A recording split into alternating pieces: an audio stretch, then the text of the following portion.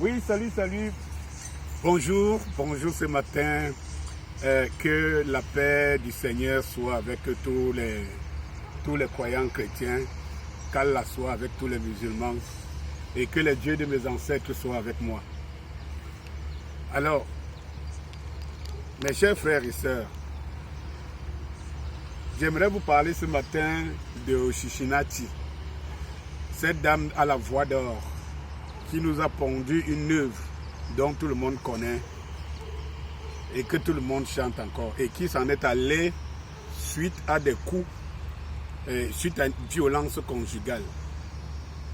On dit souvent qu'il faut laisser le temps avant de prendre la parole. Si j'aurais pris la parole dès le lendemain de sa mort, je pense que je me serais trompé.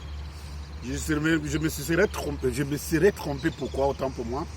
Tout simplement parce que, vous savez, dès lors qu'une femme est victime de violences, ça monte sur tous les toits, tout le monde devient féministe, toutes les femmes se reconnaissent, voilà, la violence conjugale et tout. Et on ne se pose jamais la question d'où elle vient, cette violence conjugale. Pourquoi elle est là, pourquoi elle est née. Vous savez, à chaque fois, même quand vous allez voir un médecin, il fait le diagnostic.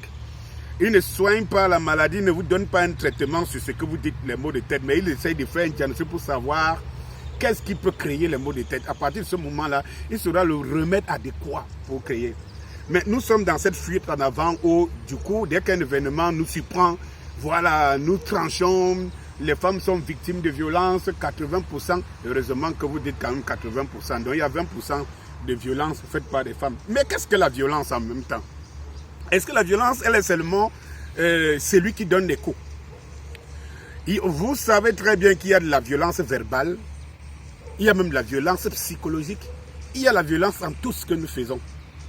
Et parfois, les conséquences de ça finissent à la physique. Parce que on n'est jamais en train de se dire qu'est-ce qui conduit à la violence. Je vous rappelle qu'il y a encore des générations passées, nos parents, nos grands-parents ne savaient pas taper sur les femmes. Il n'y avait même pas une raison de taper sur les femmes. Pourquoi il n'y avait pas cette violence? Eh bien, parce que la femme connaissait sa place. La femme avait le respect pour son mari. La femme savait que son mari, c'est son père d'abord. Et vous, respect à son mari.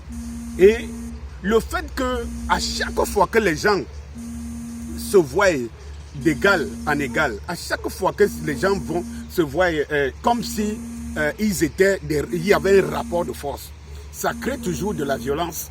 Ça crée toujours quelque chose qui va dans les têtes, les égos des gens, où chacun veut montrer essentiellement dominer sur l'autre. Prenez par exemple la guerre en Russie, en Ukraine. En fait, les Ukrainiens sont victimes d'une guerre d'ego qui est entre la Russie et les Américains, qui veulent absolument que les Russes se taisent à jamais. Et les pauvres Ukrainiens ne l'ont pas compris. Ils croyaient qu'ils avaient les forces du monde derrière eux. Et aujourd'hui, c'est les cris, comme quelqu'un dit souvent, les cris du mbolé. Chaque fois qu'il y a cette notion de rapport de force, que par exemple les femmes revendiquent tout le temps, l'homme est égal à la femme, aller dans les foyers pour voir. La violence qui est dans les femmes à s'exprimer face à leur mari aujourd'hui.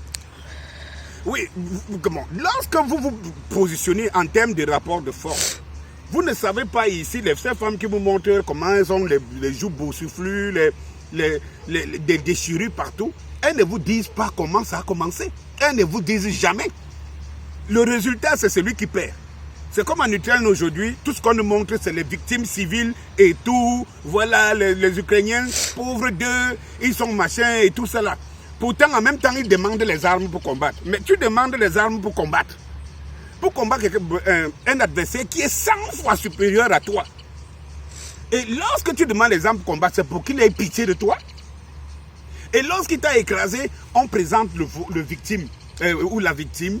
Et voilà les civils. Alors que vous avez, par exemple en Ukraine, vous êtes dans une constitution où on vous dit que en cas de guerre, les hommes de 18 à 60 ans sont obligés. Donc en réalité, c'est lui qui l'homme qui se trouve, le civil homme qui se retrouve en Ukraine en ce moment n'est pas un civil. C'est un homme susceptible de tuer. Et quand les Russes se plaignent, par exemple, qu'ils ont perdu beaucoup d'hommes, c'est parce que justement, ils ne savent pas la différence entre un militaire qui est en tenue et celui qui, dans la Constitution, est obligatoirement un militaire, mais en civil. Lorsqu'on nous montre les corps, on nous montre beaucoup plus d'hommes. On ne montre pas les femmes et les enfants. On va vous dire quelques 3 enfants et tout. Donc, en fait, le problème, c'est qu'à chaque fois que vous établissez un rapport de force, l'égalité veut qu'à un moment donné, il y ait un dominant. Un dominant. Et le dominant va toujours user de toutes les forces qu'il peut avoir pour pouvoir prendre le dessus sur toi. Donc, aux femmes, je vous rappelle que méfiez-vous de cette notion d'égalité, de rapport de force que vous avez aujourd'hui. Dès que l'homme est à 1, la femme est à 10. Et puis, nous ne pouvons pas contrôler nos émotions. Et tout cela finit par la violence. Et il arrive que l'homme est physiquement, naturellement plus fort que la femme. Et n'arrivera à la fin qu'utiliser ce qui doit dominer celle qui se positionne comme son adversaire direct. Il faut donc retravailler la femme telle qu'elle est. L'excès de droit de mettre en égalité l'homme et la femme est ce qui crée un facteur de violence à 80%. Quand j'ai fini de le dire, je viens sur le deuxième volet, qui est le volet de la femme cette pauvre femme qui est morte, paix à son âme. Pour dire que, eh bien, si ça peut réveiller les chrétiens, qui se rendent compte aujourd'hui que ceux qui leur disent les pasteurs, là, les bonbons pasteurs et tout, se trompent d'eux, les exploitent, jouent sur leurs émotions et tout.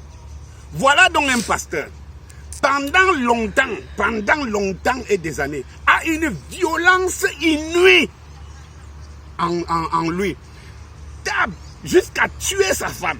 Et quand vous pensez que ce pasteur, parfois il y a ses fidèles qui pensent qu'il a l'onction de Dieu, Dieu qui lui donne le pouvoir et donc il les sauve et tout. Vous vous rendez compte que voilà donc voilà la vraie image des bonbons pasteurs et des hommes de l'église.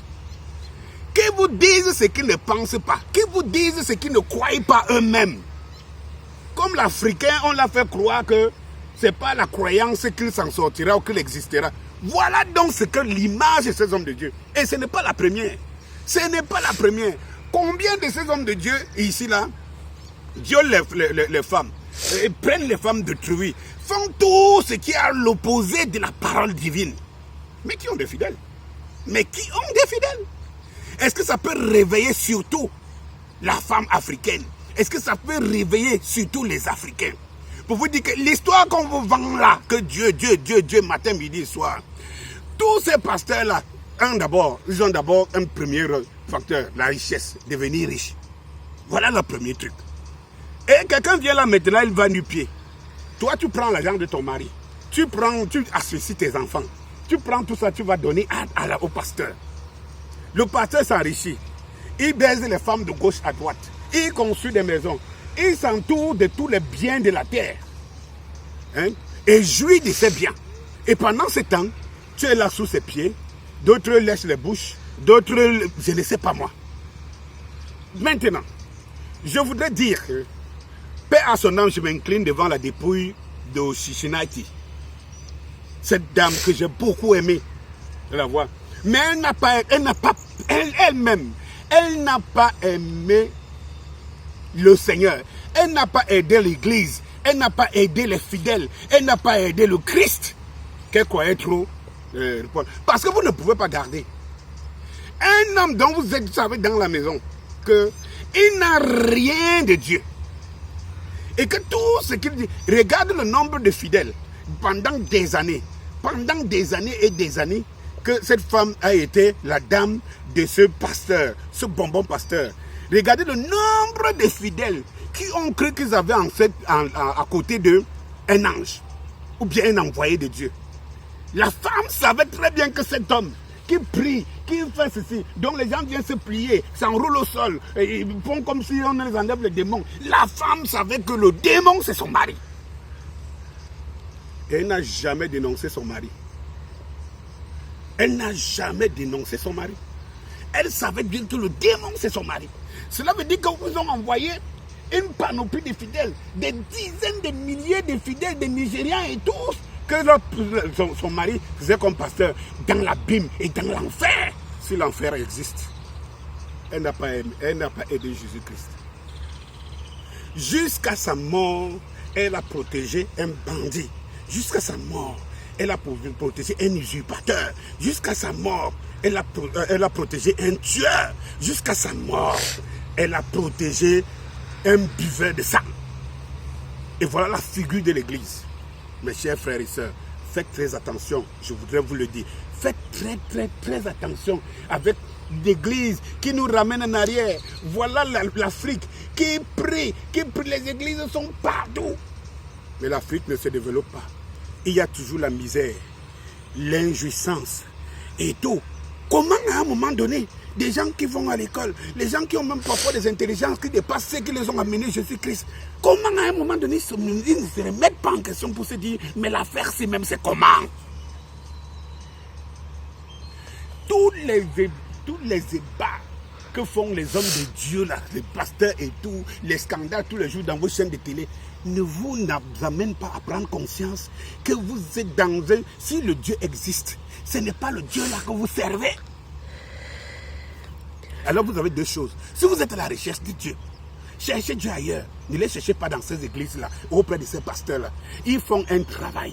Ils jouent sur vous. Comme d'abord, je dis souvent ici aussi aux gens qu'il n'y a plus de marabouts et de voyants. On voyait les plaques partout. Tous ces gens sont transformés en pasteurs.